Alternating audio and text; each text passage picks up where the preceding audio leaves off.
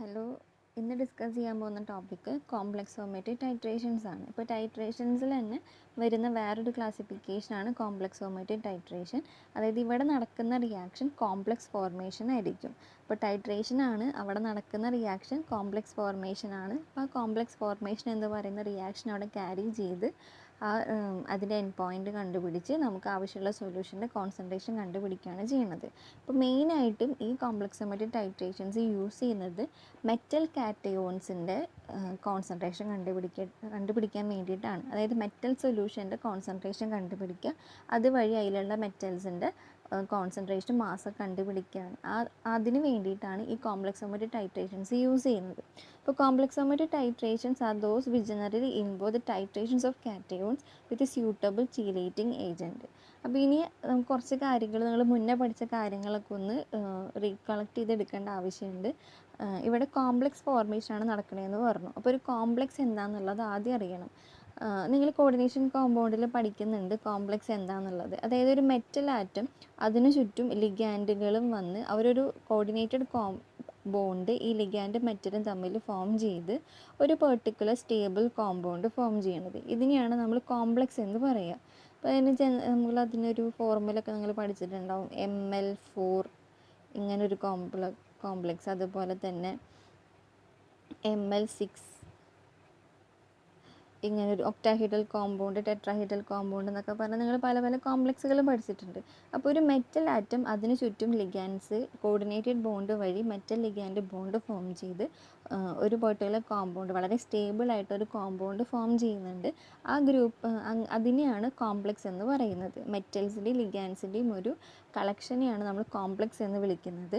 ഇനി ഈ ലിഗാൻഡ്സിന് തന്നെ പല ടൈപ്പ് ലിഗാൻഡുകളുണ്ട്. അതായത് ഒരു ലിഗാൻഡിന് ഒരു ഇലക്ട്രോണിനെ മാത്രം ഡൊണേറ്റ് ചെയ്യാൻ പറ്റുന്ന ലിഗാൻഡ്സ് ഉണ്ട്, ഒന്നിൽ കൂടുതൽ ഇലക്ട്രോൺ പെയറിനെ ഡൊണേറ്റ് ചെയ്യാൻ പറ്റുന്ന ലിഗാൻഡ്സ് ഉണ്ട്. ഇപ്പോൾ ഒരു മെറ്റൽ ആറ്റം ഇവിടെ ഒരു ലിഗാൻഡ് ഉണ്ട്. ഈ ലിഗാൻഡിൽ 2 ഇലക്ട്രോൺ പെയർ ഉണ്ടെന്ന് വിചാരിക്കാം. അപ്പോൾ ഈ ലിഗാൻഡിന് ഈ ഇലക്ട്രോൺ പെയറിന് ഇങ്ങനെ ഡൊണേറ്റ് ചെയ്യാം, ഈ ഇലക്ട്രോൺ പെയറിന് ഇങ്ങനെ ഡൊണേറ്റ് ചെയ്യാം. അപ്പം അങ്ങനെ ഇവർ തമ്മിൽ ഒരു കോർഡിനേറ്റ് ബോണ്ട് ഫോം ചെയ്യുന്നു. ഇതൊരു ബോണ്ട്. അപ്പോൾ ഇങ്ങനെ ബോണ്ട് ഫോം ചെയ്യുമ്പോൾ എന്ത് സംഭവിക്കണം? ഇവിടെ ഒരു ക്ലോസ്ഡ് സ്ട്രക്ചറാണ് ഫോം ചെയ്യുന്നത്. ഇങ്ങനെ ഒരു ക്ലോസ്ഡ് സ്ട്രക്ചർ ഇവിടെ ഫോം ചെയ്യുന്നു. ഒരു സൈക്ലിക് സ്ട്രക്ചർ പോലെ ഒരു സ്ട്രക്ചർ ഇവിടെ ഫോം ചെയ്യുക. അപ്പോൾ ഇങ്ങനെ സൈക്ലിക് സ്ട്രക്ചർ ഫോം ചെയ്യാൻ കഴിവുള്ള ലിഗാൻസിനെയാണ് ചീലേറ്റിംഗ് ലിഗാൻസ് എന്ന് പറയുന്നത്. വളരെ ക്ലോസ്ഡ് ആയിട്ടുള്ള ഒരു സ്ട്രക്ചർ ഫോം ചെയ്യിക്കാൻ പറ്റുന്ന ലിഗാൻസിനെയാണ് ചീലേറ്റിംഗ് ലിഗാൻസ് എന്ന് പറയുന്നത്. അപ്പോൾ അങ്ങനെ ചീലേറ്റിംഗ് ലിഗാൻസ് വഴി മെറ്റലുമായിട്ട് ബോണ്ട് ഫോം ചെയ്യുന്ന കോംപ്ലക്സിനെ ചീലേറ്റിംഗ് കോംപ്ലക്സ് എന്നാണ് വിളിക്കുക. അല്ലെങ്കിൽ ചീലേറ്റ് എന്നാണ് വിളിക്കുക. അപ്പോൾ അങ്ങനെ ശരിക്കും നമ്മളിവിടെ ആക്ച്വലി കോംപ്ലക്സോമെട്രി ടൈട്രേഷൻ്റെ ചെയ്യുന്നത് കാറ്റയോൺസിന് സ്യൂട്ടബിൾ ലിഗാൻസ് വെച്ച് അവിടെ ഒരു ചീലേറ്റ് ആണ് അവിടെ ഫോം ചെയ്തെടുക്കുന്നത്. വെറും ഒരു കോംപ്ലക്സ് അല്ല, ഒരു ചീലേറ്റിംഗ് കോംപ്ലക്സ് ആണ് അവിടെ ഫോം ചെയ്യുന്നത്. അപ്പോൾ മെറ്റൽ ആറ്റവുമായിട്ട് അങ്ങനെ ചീലേറ്റ് ഫോം ചെയ്യാൻ കഴിവുള്ള ലിഗാൻസിനെയാണ് നമ്മൾ ചീലേറ്റിംഗ് ഏജൻറ്റ് എന്ന് വിളിക്കുന്നത്. അപ്പോൾ അതാണ് ശ്രദ്ധിക്കേണ്ട കാര്യം. വെറുതെ ഒരു കോംപ്ലക്സ് അല്ല ഫോം ചെയ്യിക്കുന്നത്, അവിടെ ചീലേറ്റിംഗ് കോംപ്ലക്സുകളാണ് അവിടെ ഫോം ചെയ്യിക്കുന്നത്. അതാണ് ഹൈലി സ്റ്റേബിൾ ആയിട്ടുള്ള കോംപ്ലക്സുകൾ. അപ്പോൾ കോംപ്ലക്സോമെട്രി ടൈട്രേഷനിൽ ചെയ്യുന്നത് അതാണ്, titration of cations with a suitable chelating agent. എന്നിട്ട് അവിടെ ഒരു ചീലേറ്റ് അവിടെ ഫോം ചെയ്തെടുക്കുകയാണ് ചെയ്യുന്നത്. അപ്പോൾ മെയിനായിട്ടും ഇതിൽ മെറ്റൽസിൻ്റെ വോളിയോമെട്രിക് ടൈട്രേഷന് വേണ്ടിയിട്ടാണ് നമ്മൾ ഈ കോംപ്ലക്സോമെട്രിക് ടൈട്രേഷൻ അവിടെ യൂസ് ചെയ്യുന്നത്. അപ്പോൾ അതിന് വേണ്ടി യൂസ് ചെയ്യുന്ന ചീലേറ്റിംഗ് ഏജൻറ്റ് എന്ന് പറയുന്നത് ഒരു amino poly carboxylic acid group, അങ്ങനത്തെ ഒരു ടൈപ്പ് ചീലേറ്റിംഗ് ഏജൻറ്റൊക്കെയാണ് യൂസ് ചെയ്യുന്നത്. അതായത് അവിടെ ഒരു ടെർഷറി അമീൻ ഉണ്ടായിരിക്കും, കാർബോക്സിലിക് ആസിഡ് ഗ്രൂപ്പുകളൊക്കെ ഉണ്ടായിരിക്കും. അപ്പോൾ അങ്ങനെ ഈ ചീലേറ്റിംഗ് ഏജൻറ്റ് മെറ്റലുമായിട്ട് റിയാക്ട് ചെയ്തിട്ട് ഒരു വളരെ സ്റ്റേബിൾ ആയിട്ടുള്ളൊരു ചീലേറ്റ് അവിടെ ഫോം ചെയ്യുന്നു. അപ്പോൾ അതിൽ നിന്ന് നമുക്കതിൻ്റെ എൻഡ് പോയിൻറ്റ് കംപ്ലീഷനൊക്കെ എങ്ങനെയാണെന്നുള്ളതൊക്കെ കണ്ടുപിടിക്കാനായിട്ട് പറ്റും. അപ്പോൾ അതിന് എക്സാമ്പിൾ നോക്കുകയാണെന്നുണ്ടെങ്കിൽ ഈ 3 ഇതിന് എക്സാമ്പിളായിട്ട് പഠിക്കാനുള്ളത്. ആദ്യത്തെയാണ് എഥിലീൻ ഡയമീൻ ടെട്രാസെറ്റിക് ആസിഡ് അഥവാ ADTA എന്ന് പറയുന്നത്. അപ്പോൾ ഇവിടെ ശ്രദ്ധിക്കണം എന്താണെന്ന് വെച്ചാൽ ഇവിടെ 2 നൈട്രജൻ ഉണ്ട്. ഈ 2 നൈട്രജൻ ലോൺ പെയർ ഉണ്ട്, ഈ 2 നൈട്രജൻ ലോൺ പെയർ ഉണ്ട്. അതേപോലെ തന്നെ ഇവിടുത്തെ EH. അപ്പോൾ ഈ H ഒക്കെ പോയി കഴിഞ്ഞാൽ ഇവിടെ ഓരോ സ്ഥലത്തും ഓരോ നെഗറ്റീവ് ചാർജ് ഡെവലപ്പ് ചെയ്യും. അങ്ങനെ ഇത്രയും സെൻറ്റർ വഴി അവർക്കൊക്കെ മെറ്റലുമായിട്ട് കോർഡിനേറ്റ് ബോണ്ട് ഫോം ചെയ്യാനായിട്ട് സാധിക്കും. അപ്പോൾ ഇവിടെ 1, 2, 3, 4, 5, 6 അങ്ങനെ 6 സൈറ്റ് വഴി അവർക്ക് ഒരു ലിഗാൻഡിന് തന്നെ 6 സൈറ്റ് വഴി മെറ്റലുമായിട്ട് ബോണ്ട് ഫോം ചെയ്യിക്കാൻ കഴിയും. അപ്പോൾ ഇവിടെയും EDTA മെറ്റലുമായിട്ട് ഒരു സൈക്ലിക് കോംപ്ലക്സ് ആണ് അവിടെ ഫോം ചെയ്യുന്നത്. അടുത്തൊരു എക്സാമ്പിളാണ് CDTA, അതുപോലെ തന്നെ NTA എന്നൊക്കെ പറയുന്നത്. ഇവർക്ക് ഇതേപോലെ തന്നെ ടെർഷ്യറി അമീൻ ഗ്രൂപ്പ് ഉണ്ട്, കാർബോക്സിലിക് ആസിഡ് ഗ്രൂപ്പുകളുണ്ട്. ഇതേപോലെ ഒരു സൈക്ലിക് സ്ട്രക്ചർ ചീലേറ്റ് ഫോം ചെയ്യാൻ കഴിവുള്ള ലിഗാൻഡുകളാണ് ഇതൊക്കെ. അപ്പോൾ നമ്മൾ കൂടുതലായിട്ടും കോംപ്ലക്സോമെട്രി ടൈട്രേഷനിൽ യൂസ് ചെയ്യുന്നത് EDTA ആണ്. അപ്പോൾ നമ്മൾ EDTA വെച്ചിട്ട് മാത്രമാണ് നമ്മുടെ ഡിസ്കഷൻസ് ഒക്കെ പോകുന്നത്. അപ്പോൾ EDTAയുടെ pH എങ്ങനെയാണ് EDTAനെ എഫക്റ്റ് ചെയ്യുക എന്നുള്ളതാണ് പറയുന്നത്. അപ്പോൾ EDTA എന്ന് പറയുന്നത് ഒരു ടെട്രാപ്രോട്ടിക് ആസിഡാണ്. ടെട്രാപ്രോട്ടിക് ആസിഡ് എന്ന് പറഞ്ഞു കഴിഞ്ഞാൽ EDTAയിൽ നിന്ന് 4H+ ഡൊണേറ്റ് ചെയ്യാൻ കഴിവുള്ള ഒരു കോമ്പൗണ്ടാണ് EDTA എന്ന് പറയുന്നത്. നമുക്ക് ജനറലായിട്ട് അതിനെ H4Y എന്ന് റെപ്രസെൻറ്റ് ചെയ്യാം. 4 ഹൈഡ്രജൻ അടങ്ങിയിട്ടുള്ള ഒരു കോമ്പൗണ്ട്. അതിന് നമുക്കിനെ H4Y എന്ന് റെപ്രസെൻറ്റ് ചെയ്യാനായിട്ട് സാധിക്കും. അപ്പോൾ ഈ H4Yയിൽ ആദ്യത്തെ ഹൈഡ്രജനെ കളഞ്ഞു കഴിഞ്ഞാൽ അത് ഫോം ചെയ്യുന്ന H3Y- എന്ന് പറയുന്ന ഒരു അയോൺ ആയിരിക്കും. രണ്ടാമത്തെയും അപ്പോൾ ആദ്യത്തെ കളഞ്ഞു, അപ്പോൾ H3Y- ഫോം ചെയ്തു. രണ്ടാമത്തെയും പോയി, അപ്പോൾ H2Y2- ആയി. മൂന്നാമത്തെയും പോയി, അപ്പോൾ HY3- ആയി. നാലാമത്തെയും പോയി കഴിഞ്ഞാൽ അത് Y4- ആയി. ഇങ്ങനെയാണ് അത് എക്സിസ്റ്റ് ചെയ്യുന്ന അതിൻ്റെ ആനയോണിക് ഫോമുകൾ. അപ്പോൾ അതൊരു റിയാക്ഷൻ കൊടുക്കുകയാണെന്നുണ്ടെങ്കിൽ, അതായത് അത് സൊല്യൂഷൻ EDTAയുടെ സൊല്യൂഷൻ എടുക്കുകയാണെന്നുണ്ടെങ്കിൽ ആദ്യം H4Y വാട്ടർ മോളിക്യൂളുമായി റിയാക്ട് ചെയ്ത് അതിൽ നിന്ന് ഒരു H+നെ കളഞ്ഞ് H3Y- ആ H+ H2ൻ്റെ കൂടെ H3O+ ഫോം ചെയ്യും. ഇനി അടുത്തത് വീണ്ടും അതിൽ നിന്ന് ഒരു H+ പോയി കഴിഞ്ഞാൽ H2Y2- ഫോം ചെയ്യും. ഇതിൽ നിന്ന് വീണ്ടും H+ പോയ HY3- ഫോം ചെയ്യും. അതിൽ നിന്ന് വീണ്ടും H+ പോയ Y4- ഫോം ചെയ്യും. ഇത് എക്സിസ്റ്റ് ചെയ്യുന്നത്. അപ്പോൾ ഇതിൽ ഏതാണോ ഏത് രൂപത്തിലാണ് EDTA എക്സിസ്റ്റ് ചെയ്യുക, ഇതിൽ 4 രൂപത്തിൽ EDTAക്ക് എക്സിസ്റ്റ് ചെയ്യാനായിട്ട് സാധിക്കും. ഇത് ഏത് രൂപത്തിലാണ് എക്സിസ്റ്റ് ചെയ്യുക എന്നുള്ളത് നമ്മൾ എടുക്കുന്ന മീഡിയത്തിൻ്റെ pHന് അനുസരിച്ചിരിക്കും. അത് ഏത് pH മീഡിയത്തിലാണ് എടുക്കുന്നത് ആ pHനെ ഡിപ്പെൻഡ് ചെയ്തിട്ടാണ് ഇത് ഏത് രൂപത്തിൽ നിൽക്കുക എന്നുള്ളതാണ് പറയുന്നത്. അപ്പോൾ ഇവിടെ അതായത് അതിൻ്റെ pH 9ൻ്റെ മുകളിലാണെന്നുണ്ടെങ്കിൽ Y4 എന്ന് പറയുന്ന ഫോമിലായിരിക്കും EDTA എക്സിസ്റ്റ് ചെയ്യുന്നുണ്ടായിരിക്കുക. അപ്പോൾ നമുക്ക് ആവശ്യവും അതിനെ ആയതുകൊണ്ട് നമ്മൾ കോംപ്ലക്സോമെട്രി ടൈട്രേഷൻ EDTA യൂസ് ചെയ്തിട്ടുള്ള കോംപ്ലക്സോമെട്രി ടൈട്രേഷൻ്റെ pH എപ്പോഴും നമ്മളെപ്പോഴും 10 എന്ന് പറയുന്ന, അപ്പോൾ ഒന്നെങ്കിൽ 10 അല്ലെങ്കിൽ അതിൻ്റെ മുകളിൽ ആ ഒരു റേഞ്ചിലായിരിക്കും നമ്മൾ ആ ടൈട്രേഷൻ നടക്കുമ്പോൾ ആ മീഡിയത്തിൻ്റെ pH നമ്മൾ മെയിൻറ്റെയിൻ ചെയ്യുന്നുണ്ടായിരിക്കുക. അപ്പോൾ ഇത് pH 10 അല്ലെങ്കിൽ എബോവ് 10 ആയി വരുമ്പോൾ ഇത് Y4- എന്ന് പറയുന്ന സ്റ്റേറ്റിലായിരിക്കും അത് എക്സിസ്റ്റ് ചെയ്യുന്നുണ്ടായിരിക്കുക. ഫുള്ളി പ്രോട്ടോണേറ്റഡ് ഫോമിലായിരിക്കും EDTA എടുക്കുന്നുണ്ടായിരിക്കുക. അപ്പോൾ ഇവർക്ക് ഈ 4 നെഗറ്റീവ് സെൻറ്റർ വഴിയും 2 നൈട്രജൻ സെൻറ്റർ വഴിയും മെറ്റലുമായിട്ട് കോർഡിനേറ്റ് ചെയ്ത് ഹൈലി സ്റ്റേബിൾ ഒരു ചീലേറ്റ് കോംപ്ലക്സ് ഫോം ചെയ്യാനായിട്ട് സാധിക്കും. അപ്പോൾ നമ്മൾ EDTAയുടെ കുറച്ച് ബേസിക് ആയിട്ടുള്ള കാര്യമാണ് പറഞ്ഞത്. EDTA യൂസ് ചെയ്ത് കോംപ്ലക്സോമെട്രി ടൈട്രേഷൻ നടത്തുമ്പോൾ അതിൻ്റെ pH റേഞ്ച് നമ്മളെപ്പോഴും 10 അല്ലെങ്കിൽ അതിൻ്റെ മുകളിലാണ് നമ്മളത് സെറ്റ് ചെയ്ത് വെക്കുക. കാരണം നമുക്ക് Y4 എന്ന് പറയുന്ന ഫോമാണ് നമുക്ക് ആവശ്യമുള്ളത്. അപ്പോൾ EDTA Y4- എന്ന് പറയുന്ന ഫോമിലായിരിക്കും അവിടെ എക്സിസ്റ്റ് ചെയ്യുന്നുണ്ടായിരിക്കുക. ഇനി എന്താണ് EDTA? അതിൻ്റെ സ്ട്രക്ചറാണ് പറയുന്നത്. EDTAയുടെ സ്ട്രക്ചറാണ് ഈ കൊടുത്തിട്ടുള്ളത്. അപ്പോൾ അതായത് ഈ Y4- എങ്ങനെ എക്സിസ്റ്റ് ചെയ്യുന്നുള്ളതാണ് ഇവിടെ കൊടുത്തിട്ടുള്ളത്. ആദ്യത്തെ നമ്മൾ കൊടുത്തപ്പോൾ ഇവിടെ ഈ ഓരോ കാർബോക്സിലിക് ആസിഡിലും 4 ഹൈഡ്രജൻ വീതം ഉണ്ടായിരുന്നു. Y4- വരുമ്പോൾ ആ 4 ഹൈഡ്രജനൊക്കെ കളഞ്ഞ് അത് ഓരോ നെഗറ്റീവ് സൈറ്റുകൾ ഇവിടെ ഫോം ചെയ്തു. അപ്പോൾ ഈ 4 നെഗറ്റീവ് സൈറ്റും പിന്നെ ഈ കൊടുത്തിട്ടുള്ള 2 നൈട്രജൻ, ഇങ്ങനെ ഈ 6 സെൻറ്റർ വഴിയാണ് അവർ മെറ്റലുമായിട്ട് കോർഡിനേറ്റ് ബോണ്ട് ഫോം ചെയ്ത് കോംപ്ലക്സ് ഫോം ചെയ്യുന്നത്. അപ്പം അങ്ങനെ 6 സെൻറ്റർ വഴി അല്ലെങ്കിൽ 6 സെൻറ്റർ വഴി മെറ്റലുമായിട്ട് കോർഡിനേറ്റ് ചെയ്യാൻ കഴിവുള്ള ലിഗാൻസിനെ നമുക്ക് ഹെക്സാഡെൻഡേറ്റ് ലിഗാൻഡ് എന്ന് വിളിക്കാം. ഹെക്സാഡെൻഡേറ്റ് ലിഗാൻഡ് എന്ന് പറഞ്ഞു കഴിഞ്ഞാൽ അവർക്ക് മെറ്റലുമായിട്ട് 6 ഡോണർ സൈറ്റ് വഴി അവർക്ക് ബൈൻഡ് ചെയ്യാനായിട്ട് സാധിക്കും. The hexadentate ligand which can bind to a metal ion simultaneously through 6 donor site. അങ്ങനെ 6 ഡോണർ സൈറ്റ് വഴി ഒരേ സമയം മെറ്റൽ അയോണുമായിട്ട് ബോണ്ട് ഫോം ചെയ്യാൻ കഴിവുള്ള ലിഗാൻസിനെയാണ് ഹെക്സാഡെൻഡേറ്റ് ലിഗാൻഡ് എന്ന് പറയുന്നത്. ഈ 6 സൈറ്റ് എന്ന് പറയുന്നത് 2 നൈട്രജൻ ആറ്റും പിന്നെ ബാക്കി 4 കാർബോക്സിൽ അയോൺ സെൻറ്റർ വഴിയാണ് അത് ഫോം ചെയ്യുന്നത്. കാർബോക്സിലൈൻ അല്ല, സോറി, കാർബോക്സിലേറ്റ് ഓക്സിജൻ. ഇത്രയും ഈ ഭാഗങ്ങളൊക്കെ നെഗറ്റീവ് ചാർജിൽ ഓക്സിജൻ വഴിയാണ് അവർ ബോണ്ട് ഫോം ചെയ്യുന്നത്. അപ്പോൾ ഇവിടെ എന്ത് ശ്രദ്ധിക്കണം, ഇത് കോംപ്ലക്സേഷൻ റിയാക്ഷനിൽ ശരിക്കും സംഭവിക്കുന്നത് ഈ EDTA മെറ്റലിനെ അതായത് നമ്മുടെ സൊല്യൂഷനിൽ ഇപ്പോൾ മെറ്റൽ അയോൺസ് അടങ്ങിയിട്ടുള്ള സൊല്യൂഷനിലേക്ക് EDTA ആഡ് ചെയ്ത് കൊടുത്തു കഴിഞ്ഞാൽ ആ സൊല്യൂഷനിലുള്ള മെറ്റൽ അയോൺസിനുമായിട്ട് എല്ലാതുമായിട്ടും EDTA കോംപ്ലക്സ് ഫോം ചെയ്യും. ഒരു EDTA ഒരു മെറ്റലുമായിട്ട്. അങ്ങനെ ഒരു EDTA ഒരു മെറ്റലല്ല, ഒരു EDTA ഒരു മെറ്റലുമായിട്ട് ബോണ്ട് ഫോം ചെയ്യും. അതിൻ്റെ സ്ട്രക്ചറാണ് ഈ കൂടുതലുള്ളത്. ഒരു EDTA ഒരു മെറ്റലുമായിട്ട് ബോണ്ട് ഫോം ചെയ്യും. അങ്ങനെ നമ്മൾ ആഡ് ചെയ്ത് കൊടുക്കുന്ന EDTA-അനുസരിച്ച് അവിടെ എത്ര മെറ്റൽ ഉണ്ടോ അത്ര EDTA യൂസ് ചെയ്ത് ആ മെറ്റൽ ആറ്റോൺസ് കഴിയണ വരെ അവിടെ കോംപ്ലക്സ് ഫോം ചെയ്തുകൊണ്ടിരിക്കും. അപ്പോൾ അതിന് കുറച്ച് എക്സാമ്പിളുകളാണ് ഇവിടെ കൊടുത്തിട്ടുള്ളത്.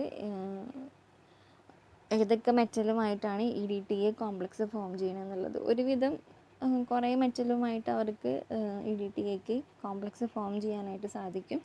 ആദ്യം അതിൻ്റെ ജനറൽ ഫോം കൊടുത്തിട്ടുണ്ട്, Mn+Y4- ഗിവിങ് My(n-4+). അതായത് ചാർജ് കാണിക്കാൻ വേണ്ടിയിട്ടാണ്. അപ്പോൾ ആദ്യം നമ്മളൊരു സിൽവർ മെറ്റൽ കൺസിഡർ ചെയ്യുക. ഇപ്പോൾ സിൽവറിൻ്റെ ചാർജ് Ag+ ആണ്. അപ്പോൾ Ag+ഉം Y4- കൂടിയിട്ട് റിയാക്ട് ചെയ്യുമ്പോൾ Agക്ക് ഒരു പ്ലസ് ചാർജ് ഉണ്ട്, അവിടെ 4 ഉണ്ട്. അപ്പോൾ ഈ +1 +4 കൂടി ആഡ് ചെയ്ത് കഴിഞ്ഞാൽ നമുക്ക് 3- ആണ് കിട്ടുക. അപ്പോൾ Ag(Y3- എന്ന് പറയുന്ന ഒരു കോംപ്ലക്സ് ഫോം ചെയ്യും. മഗ്നീഷ്യം ആണെന്നുണ്ടെങ്കിൽ Mg(Y2- എന്ന് പറയുന്ന കോംപ്ലക്സ് ഫോം ചെയ്യും. സിങ്ക് ആണെങ്കിൽ ഇങ്ങനെ, അലുമിനിയം ആണെങ്കിൽ ഇങ്ങനെ. അപ്പോൾ ഇങ്ങനെയൊക്കെയാണ് അവർ EDTA മെറ്റലുമായിട്ട് കോംപ്ലക്സ് ഫോം ചെയ്യുന്നത്. പക്ഷെ നമ്മൾ ലാബിലൊക്കെ കൂടുതലും ഇത് യൂസ് ചെയ്യുന്നത് നമ്മുടെ transition metal atoms, magnesium use ചെയ്യാറുണ്ട്. അങ്ങനെയല്ല, ഒരുവിധം ഈ മഗ്നീഷ്യം, കാൽഷ്യം, സിങ്ക് അതൊക്കെയാണ് കൂടുതൽ നമ്മൾ ലാബുകളിൽ ക്യാരി ചെയ്യുന്ന ടൈട്രേഷൻസ്. അപ്പോൾ ഇതിനൊക്കെ സിങ്ക്, മഗ്നീഷ്യം, കാൽഷ്യത്തിൻ്റെ ഒക്കെ ടൈട്രേഷന് വേണ്ടിയിട്ട് EDTA യൂസ് ചെയ്യാറുണ്ട്. അപ്പോൾ അതിൻ്റെ ഒരു സ്ട്രക്ചറാണ് അവിടെ കൊടുത്തിട്ടുള്ളത്, ആ മെറ്റലുമായിട്ട് എങ്ങനെ EDTA വരിക എന്നുള്ളത്. അപ്പോൾ ഇത് സ്ട്രക്ചർ നോക്കിക്കഴിഞ്ഞാൽ കുറച്ച് ബുദ്ധിമുട്ടായിരിക്കും. ഇപ്പോൾ ഇത്രയും നോക്കിയാൽ മതി. അതായത് ഈ മെറ്റലിന് ചുറ്റും 6 ബോണ്ടാണുള്ളത്. 1, 2, 3, 4, 5, 6. അങ്ങനെ ഒരു ഒക്ടാഹീഡ്രൽ സ്ട്രക്ചറാണ് ഫോം ചെയ്യുന്നത്. ഒക്ടാഹീഡ്രൽ സ്ട്രക്ചർ എന്ന് പറഞ്ഞു കഴിഞ്ഞാൽ ഈ മെറ്റലിന് ചുറ്റും 4 ഇത് ഒരു പ്ലെയിനിൽ നിൽക്കുന്നുണ്ടാവും. പിന്നെ ഈ പ്ലെയിനിൻ്റെ മുകളിലേക്ക് ഒരെണ്ണം, താഴേക്ക് ഒരെണ്ണം. അങ്ങനെയാണ് ഒക്ടാഹീഡ്രൽ സ്ട്രക്ചർ ഫോം ചെയ്യുക. ആ ഫോർമേഷനാണ് ഇവിടെ നടന്നിട്ടുള്ളത്.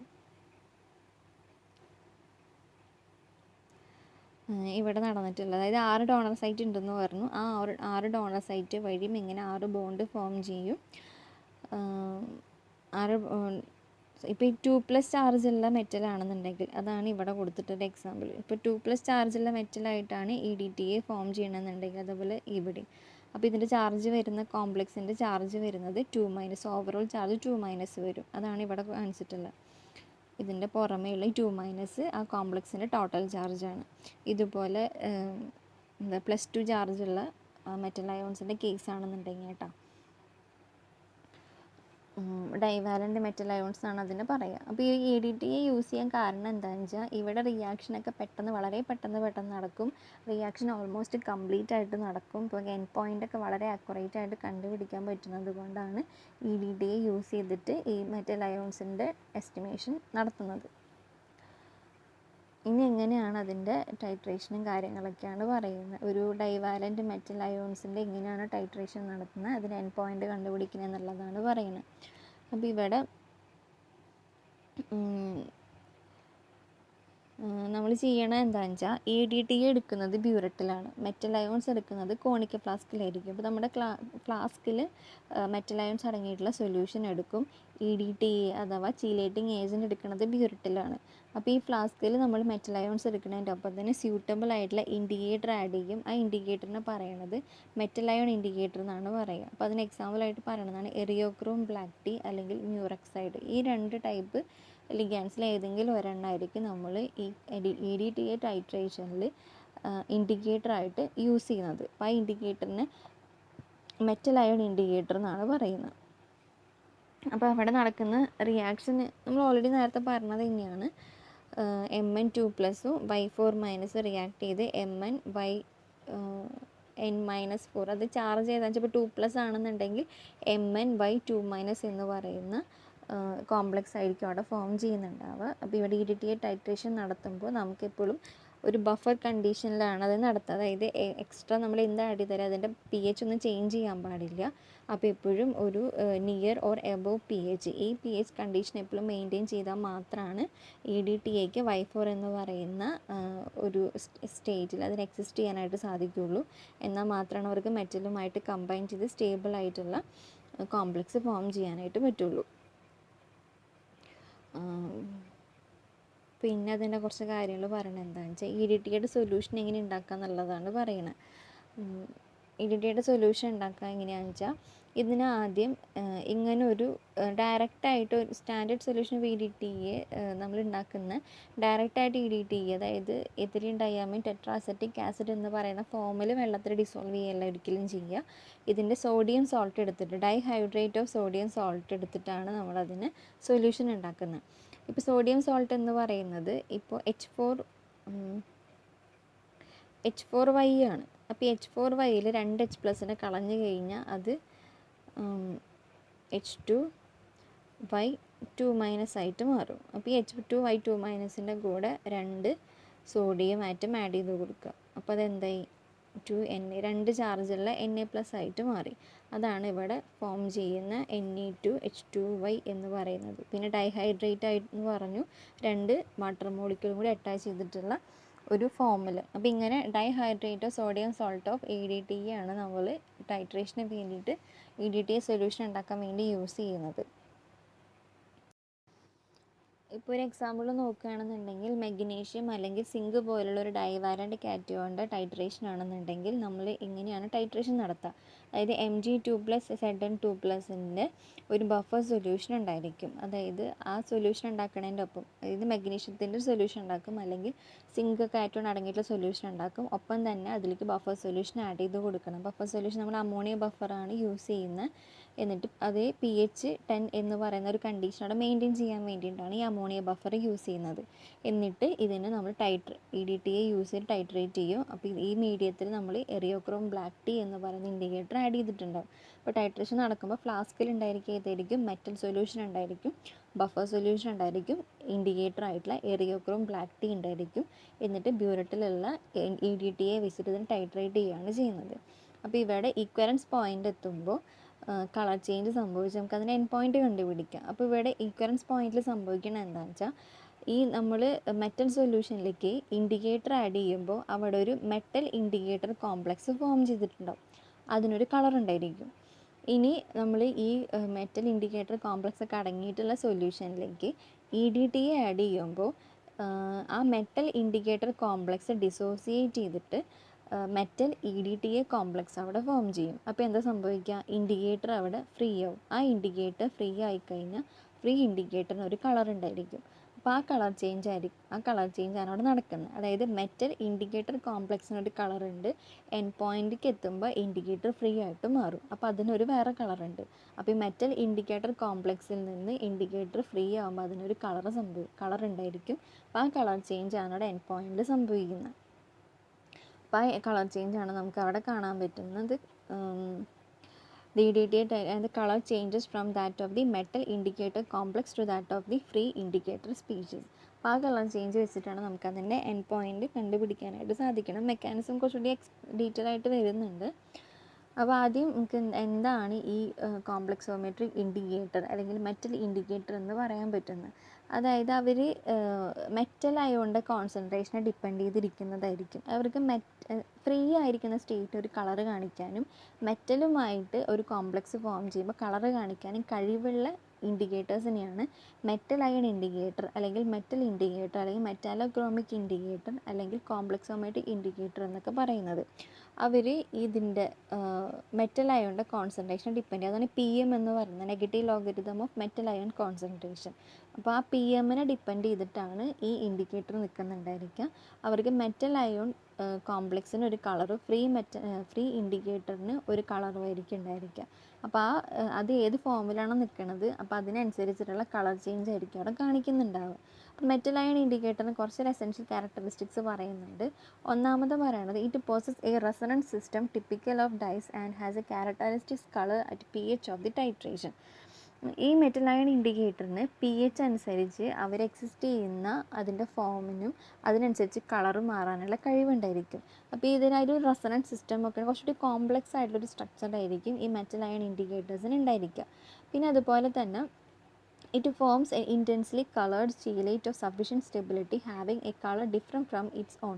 അതായത് അവർക്ക് ഫ്രീ ആയിട്ടിരിക്കുന്ന സമയത്ത് ഒരു കളറും മെറ്റലുമായിട്ട് കോംപ്ലക്സ് ഫോം ചെയ്ത് കഴിഞ്ഞാൽ വേറൊരു കളറും കാണിക്കാൻ കഴിവുള്ള കോമ്പൗണ്ടുകളായിരിക്കണം മെറ്റൽ ഇൻഡിക്കേറ്ററായിട്ട് ചൂസ് ചെയ്യേണ്ടത്.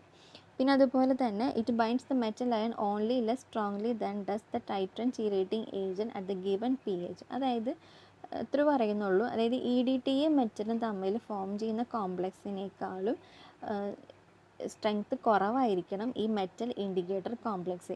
എന്നാൽ മാത്രമാണ് EDTA ആഡ് ചെയ്യുമ്പോൾ ഈ മെറ്റൽ ഇൻഡിക്കേറ്റർ കോംപ്ലക്സ് ഡിസോസിയേറ്റ് ചെയ്ത് മെറ്റൽ EDTA കോംപ്ലക്സ് ഫോം ചെയ്യാനായിട്ട് പറ്റുള്ളൂ. അപ്പോൾ അതിൻ്റെ pH കണ്ടീഷൻ അനുസരിച്ചിട്ടൊക്കെയാണ് ഈ ഒരു ഡിസോസിയേഷനൊക്കെ നടക്കുന്നുണ്ടായിരിക്കും. അപ്പോൾ ഇവിടെ കളർ ചേഞ്ച് സംഭവിക്കുന്നത് മെറ്റൽ ഇൻഡിക്കേറ്റർ ആദ്യം കോംപ്ലക്സ് ചെയ്ത് നിൽക്കുന്നുണ്ടാവും, പിന്നെ അത് അൺകോംപ്ലക്സ്ഡ് ഫോമിലേക്ക് അതായത് ഫ്രീ ആയിട്ട് മാറുകയാണ് ചെയ്യുന്നത്. അപ്പോൾ അവിടെ കളർ ചേഞ്ച് മെറ്റലുമായിട്ട് കോംപ്ലക്സ് ഫോം ചെയ്യുമ്പോൾ ഒരു കളറും അതിൻ്റെ ഫ്രീ ഫോമിൽ വേറൊരു കളറായിരിക്കും. അപ്പോൾ അങ്ങനെ കളർ ചേഞ്ച് കാണിക്കാൻ പറ്റുന്ന കോമ്പൗണ്ടുകളായിരിക്കണം. പിന്നെ അതുപോലെ തന്നെ അത് മെറ്റൽ അയോണിൻ്റെ കോൺസെൻട്രേഷനെ ഡിപ്പെൻഡ് ചെയ്യുന്ന കോമ്പൗണ്ടുകളായിരിക്കണം. അപ്പോൾ ഇത്രയും കാര്യങ്ങളൊക്കെയാണ് അതിൻ്റെ എസെൻഷ്യൽ ക്യാരക്ടറിസ്റ്റിക്സ് ആയിട്ട് പറയുന്നത്. ഇനി എങ്ങനെയാണ് മെറ്റൽ അയോൺ ഇൻഡിക്കേറ്റർ അവിടെ അതിൻ്റെ മെക്കാനിസം എങ്ങനെയാണെന്നുള്ളതാണ് പറയുന്നത്.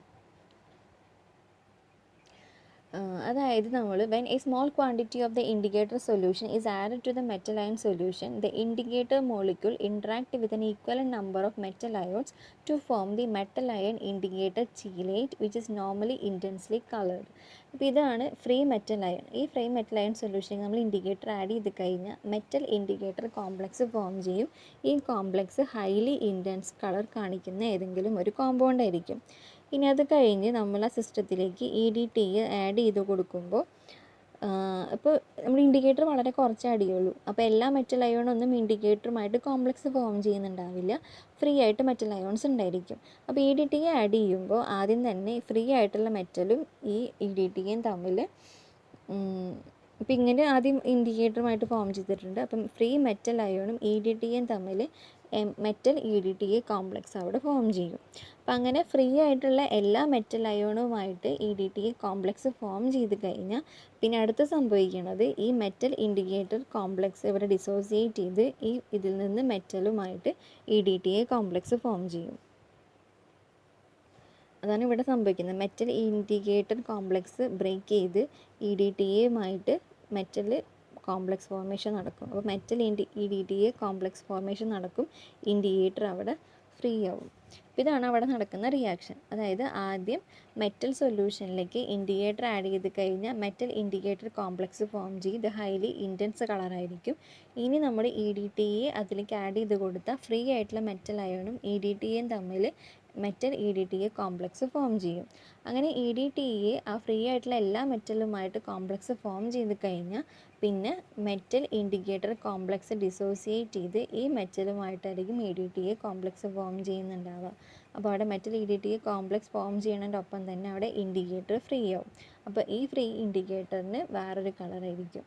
അപ്പോൾ അങ്ങനെ മെറ്റൽ ഇൻഡിക്കേറ്റർ കോംപ്ലക്സിൻ്റെ കളറിൽ നിന്നും ഫ്രീ മെറ്റൽ കളറിലേക്ക് ഒരു കളർ ചേഞ്ച് കാണിക്കും. അങ്ങനെയാണ് അതിൻ്റെ എൻഡ് പോയിൻ്റ് നമുക്ക് കണ്ടുപിടിക്കാനായിട്ട് സാധിക്കുന്നത്.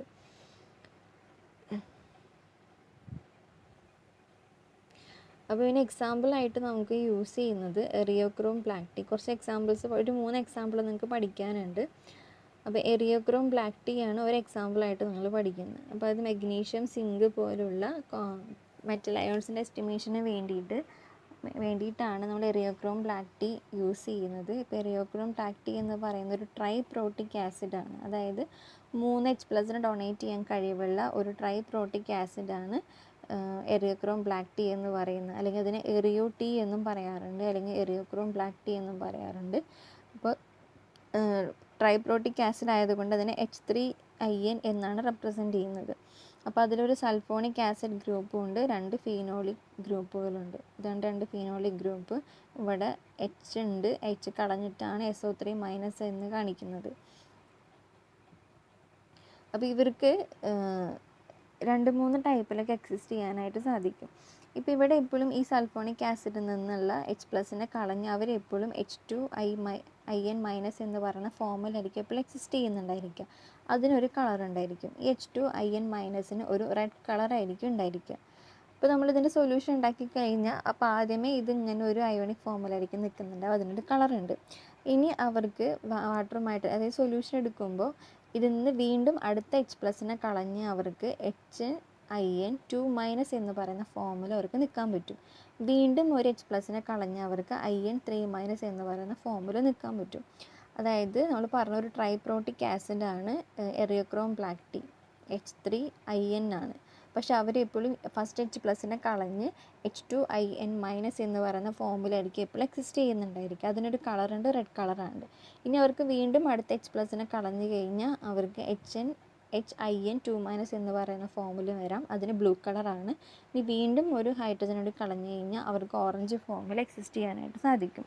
പക്ഷെ അത് നമ്മൾ എടുക്കുന്ന ആ എറിയോക്രോം ബ്ലാക്ക് ടീ സൊല്യൂഷൻ എടുക്കുമ്പോൾ ആ സൊല്യൂഷൻ്റെ pH ഡിപ്പെൻഡ് ചെയ്തിട്ടായിരിക്കും അതിൻ്റെ കളർ ചേഞ്ച് പറയാൻ പറ്റുക. അതായത് നമ്മൾ എടുക്കുന്ന ആ മീഡിയത്തിൻ്റെ pH 6.3 അല്ലെങ്കിൽ 10 താഴെയാണെന്നുണ്ടെങ്കിൽ അത് എക്സിസ്റ്റ് ചെയ്യുന്നത് 6.3ക്ക് താഴെയാണെന്നുണ്ടെങ്കിൽ അത് എക്സിസ്റ്റ് ചെയ്യുന്നത് ഈ ഒരു ഫോമിലായിരിക്കും. ഒരു 10 താഴെയാണെന്നുണ്ടെങ്കിൽ അത് എക്സിസ്റ്റ് ചെയ്യുന്നത് ഈ ഒരു ബ്ലൂ കളറിലായിരിക്കും നിൽക്കുന്നുണ്ടാവുക. അതായത് pH കണ്ടീഷൻ 10 താഴെയാണെന്നുണ്ടെങ്കിൽ ആ ഫ്രീ ഇൻഡിക്കേറ്ററിൻ്റെ കളറ് ബ്ലൂ കളറായിരിക്കും. അപ്പോൾ ആ നമ്മളെപ്പോഴും നേരത്തെ പറഞ്ഞു, നമ്മൾ EDTA ടൈട്രേഷൻ എപ്പോഴും നമ്മൾ pH 10 അല്ലെങ്കിൽ എബോവ് 10 അല്ലെങ്കിൽ നിയർ 10 അല്ലെങ്കിൽ എബോവ് 10 നമ്മളെപ്പോഴും മെയിൻറ്റെയിൻ ചെയ്യുക. ഒരിക്കലും 11 മേലെയൊന്നും പോവില്ല. ഈ 11.6 മേലെ ഒരിക്കലും പോകാറില്ല, എപ്പോഴും ആ റേഞ്ചിലാണ് നിൽക്കുക. അപ്പോൾ ഈ pH 10 ആ ഒരു pH റേഞ്ചിൽ ഇവിടെ അത് ഈ ഒരു ഫോമിലായിരിക്കും നിൽക്കുന്നുണ്ട്. ബ്ലൂ കളറുള്ള എറിയോക്രോം ബ്ലാക്ക് ടീയുടെ ഫോമിലായിരിക്കും അത് നിൽക്കുന്നുണ്ടായിരിക്കുക.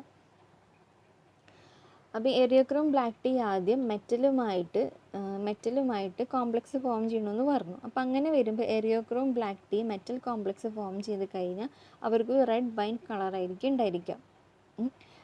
അത് ഒരുപാട് മെറ്റലുമായിട്ട് അങ്ങനെ കോംപ്ലക്സ് ഫോം ചെയ്ത് റെഡ് കളറിൽ നിൽക്കാനായിട്ട് സാധിക്കും. പക്ഷെ അവരുടെ ആ ഒരു കണ്ടീഷൻ എൻഡ് പോയിൻ്റൊക്കെ നമുക്ക് കറക്റ്റായിട്ട് കണ്ടുപിടിക്കാൻ പറ്റുക magnesium, zinc, cadmium, lead, mercury പോലുള്ള മെറ്റൽ അയോൺസിൻ്റെ കേസിൽ മാത്രമാണ്. അപ്പോൾ ഇവിടെ ആദ്യം സംഭവിക്കുന്നത് എറിയോക്രോം ബ്ലാക്ക് ടീ മെറ്റലുമായിട്ട് ഒരു കോംപ്ലക്സ് ഫോം ചെയ്യുന്നു. അതിൻ്റെ കളറ് വൈൻ റെഡ് കളറായിരിക്കും. പിന്നെ അടുത്തത് എൻഡ് പോയിൻ്റ് എത്തുന്ന സമയത്ത് ഈ ഇൻഡിക്കേറ്റർ മെറ്റൽ കോംപ്ലക്സ് അവരെ ഡിസോസിയേറ്റ് ചെയ്ത് മെറ്റൽ ഫ്രീ ആയിട്ട് മാറും. ആ മാറുമ്പോൾ അതിൻ്റെ കളറ് ഫ്രീ ഫോമിൽ വരുന്നത് ഈ ഒരു ഫോമിലായിരിക്കും എക്സിസ്റ്റ് ചെയ്യുന്നുണ്ടായിരിക്കുക. അതായത് HIN2- എന്നുള്ള ഫോമിലായിരിക്കും അത് എക്സിസ്റ്റ് ചെയ്യുന്നുണ്ടാവുക. അപ്പോൾ അതിൻ്റെ വൈൻ റെഡ് കളറ് മാറിയിട്ട് അത് ബ്ലൂ കളറായിട്ട് മാറും. അപ്പോൾ EDTA ടൈട്രേഷൻ നടത്താമെന്ന് വിചാരിക്കുക എറിയോക്രോം ബ്ലാക്ക് ടീ വെച്ചിട്ട്. അപ്പോൾ അതിൻ്റെ ഇനീഷ്യൽ കളർ അവിടെ റെഡ് കളറും എൻഡ് പോയിൻ്റ് എത്തിക്കഴിഞ്ഞാൽ അത് ബ്ലൂ കളറായിട്ട് മാറും. അപ്പോൾ ആ ബ്ലൂ കളർ അപ്പിയർ ചെയ്യുന്ന ആ ടൈമിനെയാണ് അതിൻ്റെ എൻഡ് പോയിൻ്റ് എന്ന് പറയുന്നത്. അപ്പോൾ ആ സമയത്തുള്ള അതിൻ്റെ വോളിമെട്രിക് വാല്യൂ ഒക്കെ നോക്കിയിട്ടാണ് നമ്മളതിൻ്റെ എൻഡ് പോയിൻ്റ് കണ്ടുപിടിക്കുക. അടുത്ത ഇൻഡിക്കേറ്ററിന് എക്സാമ്പിളാണ് കാൽമഗൈറ്റ്. കാൽമഗൈറ്റ് എറിയോക്രോം ബ്ലാക്ക് ടീയുടെ പോലെ തന്നെ ഒരു ട്രൈപ്രോട്ടിക് ആസിഡിൻ്റെ എക്സാമ്പിളാണ്. അപ്പോൾ അതിനെ നമുക്ക് H3IN എന്നൊക്കെ പറഞ്ഞ് റെപ്രസെൻറ്റ് ചെയ്യാനായിട്ട് സാധിക്കും. ഇവിടെ ഒരു H ഡൊണേറ്റ് ചെയ്യാം, ഇവിടെ ഒരു H ഡൊണേറ്റ് ചെയ്യാം. ഇവിടെ ഓൾറെഡി ഒരു H ഡൊണേറ്റ് ചെയ്തിട്ടാണ് നിൽക്കുന്നത്. SO3H ഗ്രൂപ്പിൽ നിന്ന് H+ കളഞ്ഞിട്ടുള്ള ഗ്രൂപ്പ് ഫോമിലായിരിക്കും നിൽക്കുന്നുണ്ടായിരിക്കുക. അപ്പോൾ എറിയോക്രോം ബ്ലാക്ക് ടീയുടെ പോലെ തന്നെ അവരും H2IN- എന്ന് പറയുന്ന ഫോമിലാണ് അത് എക്സിസ്റ്റ് ചെയ്യുന്നുണ്ടായിരിക്കുക. ബാക്കി അതിൻ്റെ ഫംഗ്ഷനൊക്കെ എറിയോക്രോം ബ്ലാക്ക് ടീയുടെ പോലെ തന്നെയാണ്. പിന്നെ അതിൻ്റെ ഒരു വ്യത്യാസം എന്താണെന്ന് വെച്ചാൽ എറിയോക്രോം ബ്ലാക്ക് ടീ നമ്മൾ വാട്ടറിൽ സൊല്യൂഷൻ എടുത്തു കഴിഞ്ഞാൽ അത് അധികം നേരം നമുക്ക് കീപ്പ് ചെയ്ത് വെക്കാനായിട്ട് പറ്റില്ല. കാരണം അവർ കുറേ നേരം വെക്കുമ്പോൾ അത് ഡീകമ്പോസ് ചെയ്ത് പോകാനുള്ള ചാൻസ് ഉണ്ട്. അപ്പോൾ അത് കാരണം നമുക്ക് നമ്മൾ യൂസ് ചെയ്യുന്ന സമയത്ത് മാത്രമാണ് നമ്മൾ ആ സൊല്യൂഷൻ ഉണ്ടാക്കുകയുള്ളൂ. ഫ്യൂച്ചർ പർപ്പസിന് വേണ്ടിയിട്ട് ഒരിക്കലും നമുക്കത് ഉണ്ടാക്കി സൂക്ഷിക്കാനായിട്ട് പറ്റില്ല. പക്ഷേ കാൽമഗൈറ്റിന് അങ്ങനത്തെ പ്രശ്നങ്ങളൊന്നുമില്ല.